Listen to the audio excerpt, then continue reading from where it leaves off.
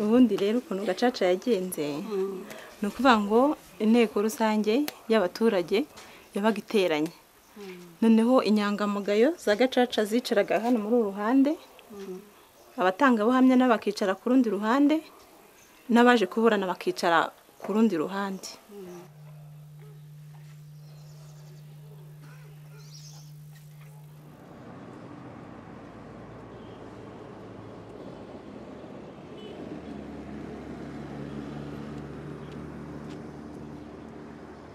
On one hand, you had survivors of genocide crying for justice. On the other hand, you had so many detainees, prisoners, wanting justice because they were saying some of us are innocent. But even if we are guilty, we need to know our fate. The third were our international friends, development partners. Everybody wanted justice, but how? If you check in the country at the time, there were no police investigators. There were no judges. There were no prosecutors. So this is why eventually it was decided that using the Western kind of approach, it was going to take us hundreds and hundreds of years before we sorted out the problem. And so we introduced the Gacaca judicial system, which is a traditional way of conflict resolution, which had worked for centuries of years in our people to solve all of our problems before the colonialists came. Ubwo nyine baradutoranyije nk'inyangamugayo twabonye amahugurwa baduha n'imfashanyigisho nyine baduha udutabo twanditse amategeko hagiye habamo ingingo nyine wajya guhana umuntu ukareba ku ngingo ijyanye n'ibyaha bye. So we had to modernize Gacaca, but use the same concept, the same principle that you punish the wrongdoer, you reconcile the wrongdoer with the victim, and you give them a chance to live again together. Batuzanira amadosiye nyine mbega dukusanya amakuru yose tumenya abasahuye tubashyira ukwabo tumenya abishe tubashyira ukwabo amadosiye y'abishe tuyahereza abo ku murenge abo bari batuye mu rwego rw'umurenge bajya guca imanza natwe dusigara mu mudugudu duca imanza z'imitungo.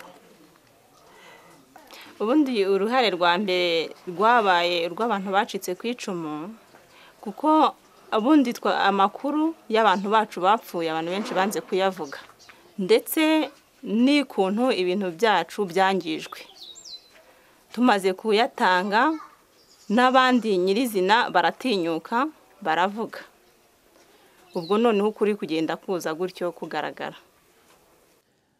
I think you don't need a law degree in law to know that so and so has killed so and so. If you have seen it, you have seen it. So you have seen that, or somebody else who has seen it comes and tells you so and so killed this one. I was there, I saw it with my eyes. Il y a eu beaucoup de critiques quand même sur ces juridictions, notamment la critique en ce qui concerne la non-assistance des personnes accusées. La justice classique occidentale se base surtout sur l'assistance ou la représentation. La justice traditionnelle Gacaca n'est pas basée sur ce principe, en ce sens qu'il n'y avait pas d'avocat prévu ni pour les victimes, ni pour les accusés. And so people who have criticized this system, they have said it does not meet international standards. But what is international standards about genocide? Is there an international standard on genocide? Il y a aussi des problèmes de témoins. Les témoins à charge et à décharge, ils avaient beaucoup.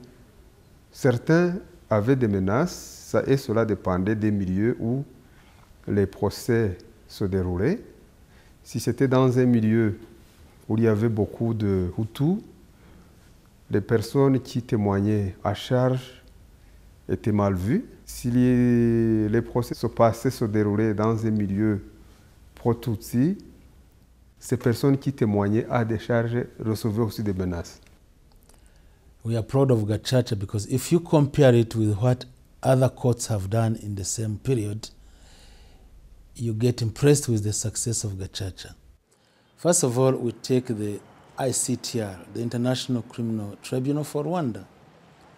I think it has judged about 60 cases only in these more than 15 years. Now, if you go to Gacaca courts, they have tried about 1.95 million cases, almost 2 million. Even if you said 1,000 has gone wrong, you can find a way of correcting what has gone wrong, because each of the people have said there is a problem. You say, of course there is. Was Gacaca perfect? Of course not. But as I have often said, running a government is not the same as running an NGO.